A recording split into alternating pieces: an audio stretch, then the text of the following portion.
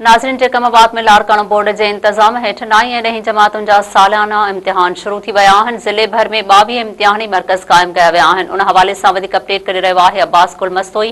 जी अब्बास कुल वधीक अपडेट कजो।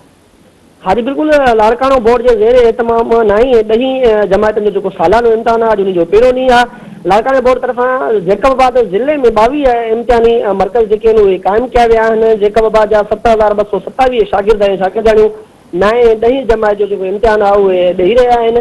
लाड़काणो बोर्ड तरफ़ां नक़ल जी रोकथाम लाइ विजिलेंस टीमूं जेके आहिनि उहे जोड़ियूं वयूं आहिनि, जेके पंहिंजो कमु कंदियूं मुख़्तलिफ़ सेंटरनि ते छापा हणंदियूं।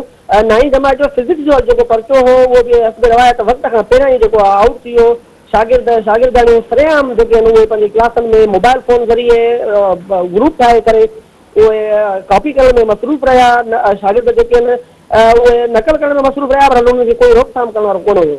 जी अब्बास कुल, अवां जी महिरबानी।